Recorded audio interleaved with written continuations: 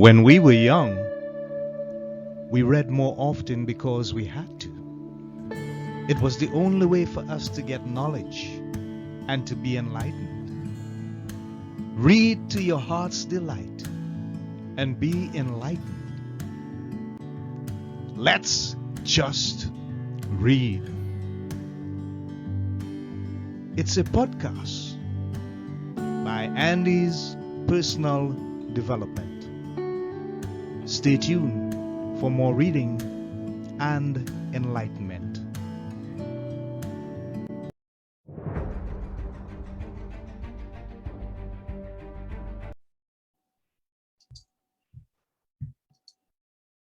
Okay, this is Andy of Andy's Personal Development, and we are live in the studio of Let's Just Read, our second podcast. And we have a wonderful guest that we would love to introduce to you this afternoon. Her name is Sandy Stream. Sandy Stream is an author and activist whose work is built on the belief that everyone deserves and is capable of finding peace and warrior-like strength within themselves. So as you can see already, she's going to add to our desire to enlighten, bring knowledge, information, and content that can bring value to the lives of many. Sandy, how are you? Welcome to the program. Thank you very much, Andy. I'm happy to be here. Good to have you, and thank you so much for taking time out of your schedule to be with us. We hope that as we continue that we will enjoy the opportunity to have this conversation and to provide some good information for our people. So, Sandy, let me begin on a light note. When people hear the name Sandy Stream, what is the thing that you want them to think of or come to their minds when they hear your name, Sandy Stream? So nothing ego related, but what I do associate the name with is the circles that I do. So I facilitate courage circles in Montreal and online. And so that's something I would love for people to know about or participate in. Yeah. Wow. Thank you for sharing. I love that. So here comes a tough part. Okay. Down memory lane a lot because we believe that we have some foundational years in our lives, everyone. And maybe you would have found your calling then, or maybe it was later on, we don't know. But could you tell us, as far back as you can remember or recall, how was it for you, Sandy Stream, as a young lady growing up? I think my story, like everybody else, has a lot of complexities. We came from a war zone in Lebanon, came to Canada. There was adjustments of language. There was, all kinds of family dynamics that are difficult, I think, like most people. But there was a lot of joy as well. So I don't want to say it's all difficult or all easy, but I think most people go through life with a ton of difficulty and also a ton of wonderful things. And then I think what happened to me in my formative years, which maybe looking back has continued to play along, is that I was actually very sensitive. And when I say sensitive, I don't mean that as a weakness. I mean that as I could sense what's going on around me. That might have even resulted in more difficulty or more hurt. It doesn't really matter at this point, but carrying this forward, I think it made me much more able to, enter into this kind of work, which I do now the past few years, to encourage other people to actually start to sense what's going on in their life and feel what's going on in their life, and then discuss what are ways to live that works for you, and so that you can feel well every day, Yeah. Yes, you can. Yes, you can, definitely. Yes. I need that. Thank you for sharing with us, Sandy. So you are an author and activist. Yeah. Which one came first? The writing? I think they're on top of each other. So I'm technically an author now. I mean, technically I'm also a lawyer, but an author because I wrote this book, but I wasn't doing it as trying to be an author or trying to write a book. I did it because it was a compilation of my own pieces of my puzzle, like a little manual for me to feel well and to navigate my life in a way that feels soft and strong at the same time.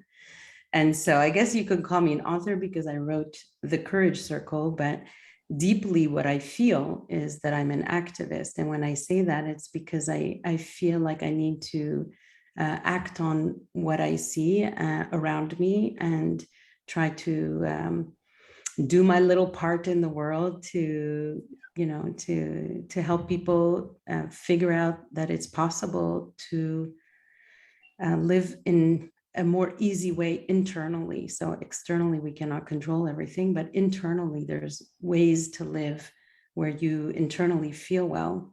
And I didn't have such guidance, at least not clear guidance from others. I kind of pulled my pieces from a million places. And I'm hopeful that the book that I wrote and that the circles that I facilitate offer that kind of space to actually, really delve into these topics and see if some of them are useful or for other people. Yeah.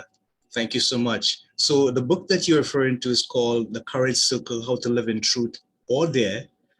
And the circle And dare, and dare. and I have Truth and dare. No, that's okay. I'm gonna Yeah. change that because It's all right. where exactly you are coming from with regards to that. And the group, of course, is the Courage Circle Weekly Group. We're going to get into that a minute. Sure. But first of all, I want to ask you if you can share with us, how did you know that this was going to be your passion, being an activist? And exactly what brought you to believe that this was the thing that you were meant to do, a calling, a vocation even? How did you know? How do we know? Well, I think that's the same question as how do we know anything, right? So where do we get our information from of how to guide our life? And that's one thing we talk a lot about in the circle is that we often make our decisions or we look for what to do, whether it's this calling or anything else. Like we look to the outside, our family thinks this, our friends think that, our society thinks this, and we're trying to find out how we're supposed to live, looking on the outside. And I think one thing we talk about a lot in the circle is how we can access our information inside and follow ourselves in a very deeply trusting way, which is not easy for people to do. They haven't trusted themselves most of their life, and most people have not encouraged each other to trust your own guidance internally. Where that comes from, maybe that's another story, but to really look deeply inside and to feel what you should do in life and feel what your next move is. And so if you're asking me, how do I know? It's because I know and I feel it. I feel like this is what I should do, and that's why I do it. It's that simple. Wonderful. I love that. You sound very sure and compassionate about what you do, and I appreciate that. Thanks for sharing, Sandy. So the book is entitled The Courage Circle: How to Live in Truth and Dare. How did you come up with the title? The title of The Courage Circle was actually, I was myself in so much personal difficulty, emotionally, and not knowing how to live. There was relationship issues, COVID, like just, a mess, as many people find themselves in their own life circumstances. And I literally drew a circle in my living room on the wall. And I decided to sit there and say, I'm going to figure out kind of how to live and what to do. And I started meditating a lot, reading a lot, listening to a lot of talks, just looking for answers of how to live. And so the idea of this circle, Courage Circle, was kind of around myself. It's not necessarily a group that's going to empower you. There's going to be a lot of, things you need to do for yourself, in yourself, towards yourself. So that's where the name came from. And then eventually I wasn't planning to write a book. I was just taking notes, for my own sanity. eventually it became a book called The Courage Circle with just a bunch of different chapters. For me, they're all connected. Sometimes we read a book, it's like on one topic, but this for me is all connected. So there's like a little section on people pleasing. There's another section on rejection. There's another section on, like, they're all over the place in a way, but for me, they're all connected. Okay. Yeah. Right. Thank you for sharing. I get that. And in doing the publication, what is the main message or focus of thought that you want people to understand, to receive? Because I know you're putting it out there for a reason. There is something that you are saying, and that is something you want them to hear. What is that message? We need 10 hours to do this. And I don't have one message, but I would say one first message that was very important is to stop demonizing emotions in general, whether other people's or your own. So that's something that's been going on maybe for 5,000 years in our world, and something that we can maybe question and start to look at differently, look at our own emotions as not something negative, but something that can actually guide us. So that's, I think, a big step towards stopping to be against yourself. Your emotions are yours. So if we're against our own emotions, then we're against our own body, our own self. And that's a big conversation to have, how to be more for yourself and not against yourself. So that's one piece, but there's so many pieces. But that's one, I think, that's very important in terms of starting to feel, including feeling pain, your own pain. So that's something that's not easy to do, especially if we don't have nice support systems around us. And many of us don't have nice support system. But it definitely leads us towards knowing ourselves better and trusting ourselves better and feeling, our next move. So initially it might feel chaotic, but for me, that's the path that leads to stability in the end, to actually address and look at all your reality inside you. Yeah. Yeah. Thanks for sharing, Sandy. When I look at life holistically, Yeah. and we can look at the different compartments of life, we tend to believe that sometimes it is better to please the crowd than to please ourselves. But Yeah. what you're referring there to is extremely important, in that being able to accept and acknowledge ourselves, our feelings, our truth. But there are times when people are unable to do that. Yeah.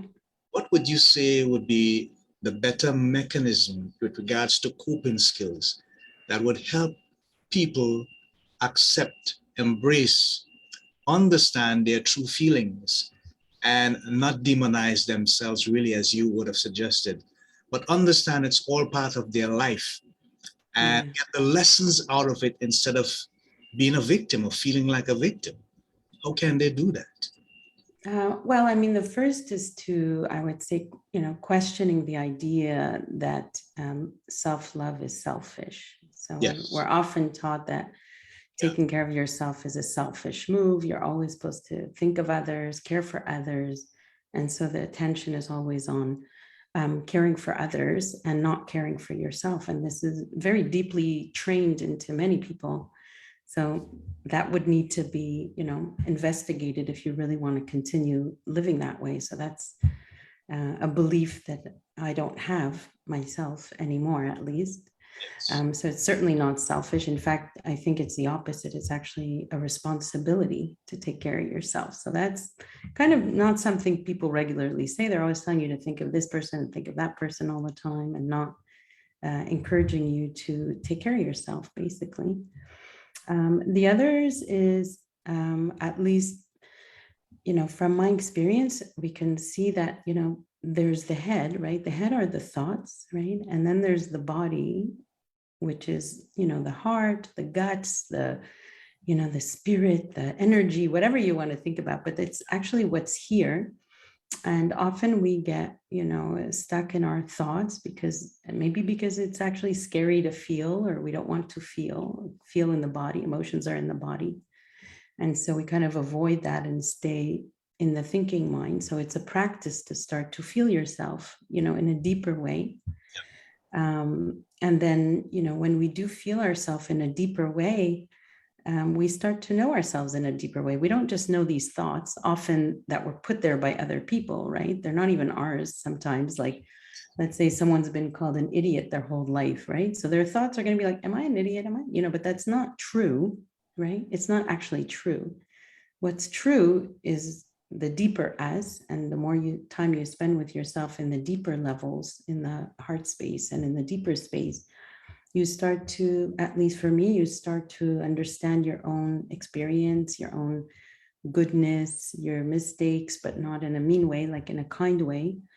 And so you are kind to yourself because you realize, gosh, it's been hard for me, and I understand why I did this mistake. And you just start to understand yourself better, and you don't really accept, slowly but surely, at least for me, you don't really accept other people's, either demeaning, criticism, putting down, or anything like that, because you understand yourself. So you don't really tolerate that anymore in your life. And unfortunately, it's something that's very common and tolerated as if it's normal. But at least in our circle, it's not normal, and it's not something we do. And I don't think it's something healthy. So I'm that's my activism, I suppose, to start to discuss that, doing that kind of behavior is not something to just consider normal in our environment, and if each person, of course, we cannot control other people, but if each person starts to decide what they allow in their own life, just in their own life, I guess that's what will impact the world. So Wonderful philosophy. Thanks for sharing, Sandy. I'm looking at the aspect of activism, and I'm thinking, is there a certain group of people, specific group of people that you stand behind or work with as an activist, or is it just an open door policy that you have? How do you do it? Well, my deeper belief, I know there's wars going on in the world, as we all know, and I just don't believe that we're going to have peace by solving this war or that war. I just don't believe that's how peace will arrive in our world. I'm sure other people also have the same belief. And I think, if each person finds their own sense of peace, that's what would actually lead to, things being peaceful in our world. So I don't know how to answer that question. My activism is to encourage other people to look for their own peace as their number one job, because that's what I feel will help our world. And that is part of your information here. And then there's the next part, the warrior-like strength within themselves. Is that coming from a place of personal experience for you, part of what you had to go through and then overcome, so that you understood what it was like to be resilient and to have the skill to bounce back despite the challenges that you were faced?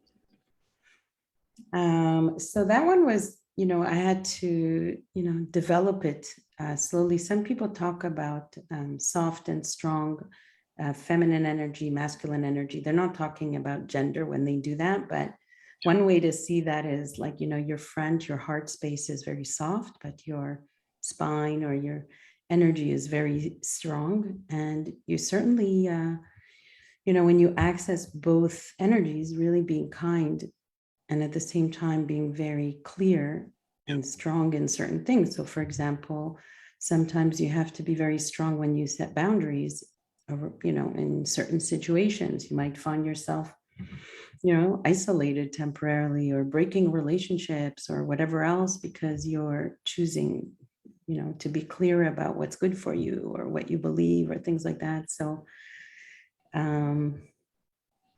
I don't know if I answered your question exactly, but how to find that strength, I think we have this already inside us. We have the ability to find our softness and to find our strength. So I don't know technically how we access or not access, but I do feel that these potentials are in each person to feel their strength and feel their kindness and softness at the same time. That's good. The thing about it is that I'm considering that so many times we have seen transitions take place in the Yeah. world. Mm. Recently, well, I should say we are now currently coming out of that pandemic, COVID-19, Mm. and that has created so much uncertainty, so much doubt, so Yeah. much fear, so much losses. And I'm thinking that the very name, the title, How to Live in Truth and Dare, the last part, and dare. Dare what? Dare to believe in yourself again. Dare, Yeah, that's part of it. dare to believe that life can be normal again and that you can be the person that makes the decisions about how you intend to go forward, how you intend to accomplish your dreams, your goals, your visions, and stuff like that. Sandy, tell us, what are some of the challenges that you face with people with regards to your work as an activist? What are some of the things that they would share with you? So like I said, my activism, I call it that, but it's not like I'm going out fighting anyone, right? So my activism includes doing these podcasts or doing the circles. That is my activism. So in the circles, I haven't faced any adversities there. I think people are actually very, enjoying. I don't know if it's exactly pleasure enjoying, but they really benefiting from the experience of being able to sit in a room. Usually we're about 15 of us, and we are all different ages, races, difficulties, gender. Like there's just no common, thing except that we're all human, and that is very common actually. And so I think people really enjoy being able to sit in that space and each person express themselves and be listened to respectfully, um, and encouraged. So just that, it's not something that we kind of regularly live in our world. Even if you go for family dinner or whatever, we don't really have that level of respect in general from what I've seen between individuals. So just having that experience, it's like magic because it feels like it's possible. Like it's possible for human beings to do this. Yeah, Yeah. thanks for sharing, Sandy. So the Courage Circle weekly group, Yeah. how did that actually begin? How was it formulated? Yeah. So I went to a yoga studio that I know. And I told her I have this idea of sitting together discussing these topics. So we talk about different topics every week. One week it could be boundaries. One week it could be, this topic. What do I need? It could be anything, right? And sometimes they're inspired from previous meetings. And she accepted for me to do them, and told all her people that are on her newsletter. And actually, very few people came because for whatever reason, a few people came, and then a little bit two, a little three, whatever. And then, it was not really happening, to be honest with you. And then I had to get the courage because it was actually very hard for me, just like it was hard for me to start doing these podcasts. So that took me a lot of courage as well.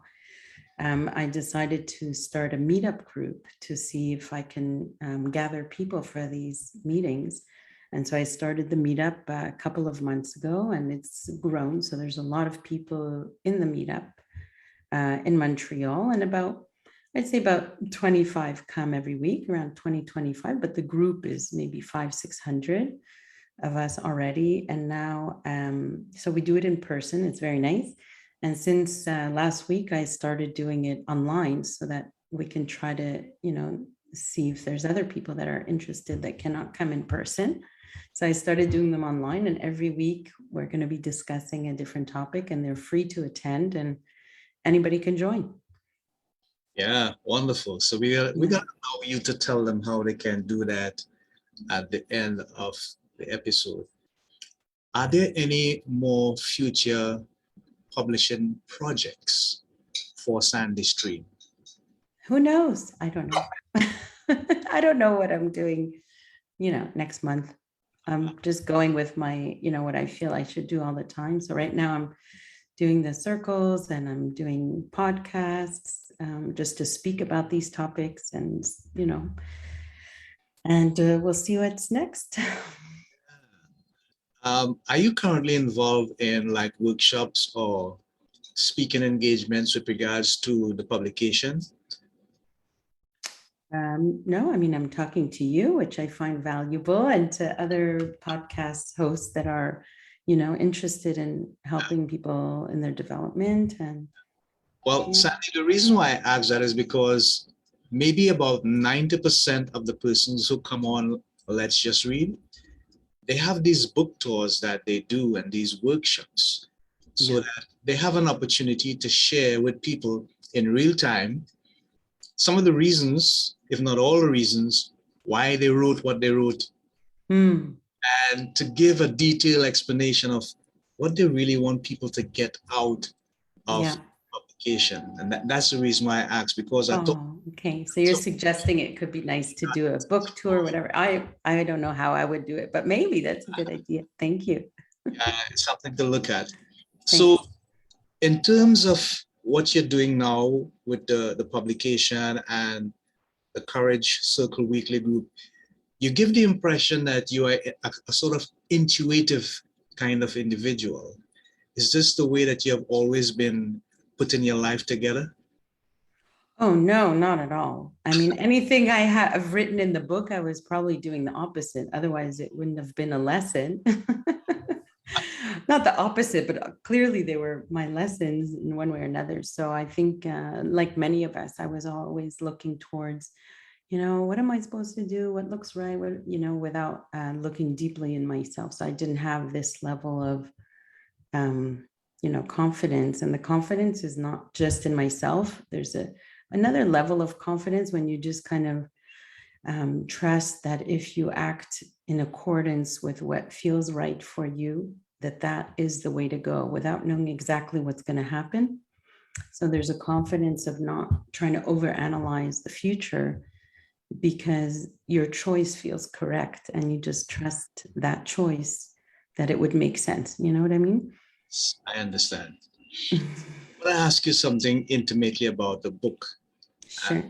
to bring it to mind, I remember a quote from a gentleman by the name of Publius Tacitus, who was Mm. a Roman senator back in the heyday when the Roman Empire were controlling the world. And he said, the desire for safety stands against every great and noble enterprise. And you Mm. talk about why the comfort zone is the uncomfortable zone. Share Mm. some of that philosophy with us, please, and the thought process behind it. Well, I mean, people call it, everything the comfort zone that they know, right? Yeah. I'm comfortable because I know it. So Yes. for me, the comfort zone is not necessarily comfortable. It's just that's what you know. Uh, So if you know, okay, I know that if this is the way I deal with this person, this is a job. So it's a known. And so doing anything that's not known, you don't know how it plays out, is scary for people if they're not, if you haven't gotten to that level of confidence or trust. So it's scary, but it doesn't mean it's uncomfortable. Doing that new unknown thing might be amazing, actually, but it's not known. So I would say it's more appropriate to call the current situation the known versus the unknown instead of calling it comfortable, because you could be comfortable in an abusive relationship because you know what it is, yes. and you don't know what it's going to be, if you leave or if something else. I would not assume where you are is actually comfortable. It's just what you know. And um, sometimes we need to have a bit of a leap of faith to go towards things we don't know, but just trust that it'll be okay in one way or another if we feel that it's right. If I do believe that most of the time, if you follow yourself deeply and are doing things for your own well-being, that is typically a right move to do. It is right to take care of your needs and your feelings and do what you feel you should do. So those are usually, in my view, right moves for me. Yeah, I get it, Sandy. Thank you so much for sharing. You also spoke about climate change. How important is that for us to be aware of that specific area of life, climate change? Yeah, I talk about that not to, that when I talk about climate change, if I'm not talking about the environmental one, not to put that down or up or anything, but I like to discuss the climate in which we deal with each other. I think that's the climate change that we need, just the way that people interact with each other is very, is the, one of the source of maybe all issues, maybe including the other climate, so and many issues. So the what we tolerate in terms of how we deal with each other, this climate of interaction is in my view quite unhealthy, and the more one becomes aware of that and doesn't have that in their own life, I believe that it'll indirectly impact those around us, and then there's a contagiousness hopefully of that Yeah. type of interacting. Yep. I hear you. But it starts with you. We can Yes. only do you. Yeah. It all starts with you. Sandy, you have such an engaging smile and Oh, thank you, Andy. You too. personality is warm. Thank you. I appreciate that. Um, how do we start and stop or stop and start our own, I hate to use the word suffering, but I think more or less it's like our own levels of indifference, where it appears as though we don't know how to really care about ourselves enough for it to make a difference. How do we do that? So I'm trying to think. There's a few pieces in the book. They were very hard for me to really understand myself, where I truly understood that I am the one who is causing my own misery. So that's a Yes. big one to really realize when you're doing that yourself. And to recognize that without criticizing, oh my god, I'm so stupid, how could I do that? Not that kind of recognition, just realizing, no, by doing this is causing me more misery, so what can I do? So more responsibility than criticism or blaming yourself. And so there's many ways that we can cause our own misery unknowingly, maybe by holding resentment, maybe by not forgiving where we can forgive, or realizing that it's our responsibility to make choices to get better, even if somebody else caused certain harm. It doesn't mean that we don't have a responsibility from then on to do what we have to do. Or there's so many ways that we can be more responsible for our own happiness and for our own well-being, and not just blame the world or blame others, or look somewhere else for solutions. Wow. Thank you so much. Sadly, we are coming to the end. We just have about Oh, minutes. already? Time So fast. flies when you're having fun. It's a good. You hardly recognize the time. Wow. So here am I just thinking there are some things in this world that many of us feel should not be here, especially when we look at the levels of discrimination that exists, with people. We see so many different levels in society, and sometimes it appears as though those that are up there have all the advantages, all the amenities, and those that are considered lower or in the minority are hurted. If you had the opportunity to remove one or two things in this world, things that you feel should not be here, that we should not have to deal with at all, what would those two things be? Just two. Well, I don't know if anything should not be here. It's already here, so I wouldn't say it shouldn't. It's here. So from then going forward, with what's actually here, what I think one of the most useful things that in this circle, I try to focus on what's true. So it's not like theories or whatever, but what's actually true. And what I feel is true, so other people can disagree with it, but what I feel is true is that there actually is, a deep level equality between human beings. There actually is an equality. So it's not a theory. If it's true that, innately, that there is an inner, goodness or spirit or soul or whatever word people like use, or your energy, your heart, your essence, your true self. There's many words to it that is deeply, good and equal with others. And so if there's something I would actually remove, it wouldn't be what someone's doing to someone. It would be more to encourage, each person to know that in themselves, because I think that naturally will lead to change there. So it's more about each person knowing themselves and not maybe accepting ideas that have been put by others to say, something is wrong with you or something is flawed in you. Or, almost everyone I interact with seems to walk around with that feeling. Something's wrong with me, or I need to do this, I have to perform to do that, or achieve this in order to be worthy, or like those kind of thoughts are not necessarily true, in my view. So the truth is somewhere deeper, and if each person finds, that own truth in themselves, they will act accordingly. That sounds good. Yeah, okay. On that note, we have come to the end of this wonderful conversation. And we have been listening to Sandy Stream, author and activist. Her book is entitled The Courage Circle, How to Live in Truth and Dare. And she's also responsible for the Courage Circle weekly group. So Sandy, we'll give you the opportunity now to tell folks how they can get your publication and also become part of the group that you spoke about so passionately. Yeah? I love how you say the title. It's like so I need you to announce it everywhere. Truth and Dare.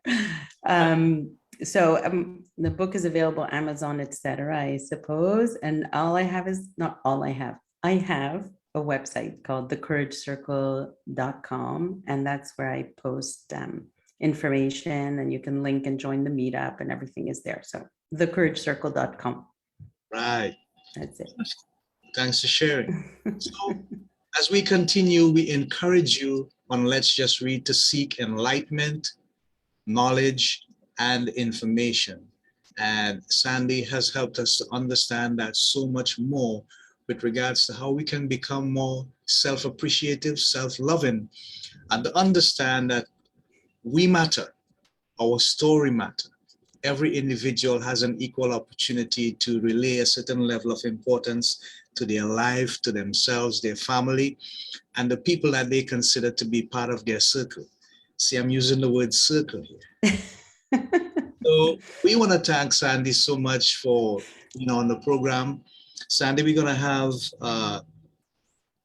edited version of this for you, both MP3, MP4, maybe a couple of weeks or so from today. And we hope that you would have continued success going forward with your publication. Thank you very much. And the Courage Circle weekly group. Thank you for being part of our show today. So until then, next time, folks, this is Andy of Andy's Personal Development on Let's Just Read, together with our guest, Sandy Stream, saying bye-bye, so long, Godspeed, shalom, and namaste. Thank you, Andy. Pleasure being here. Thank you so much. Talk to you soon. Bye.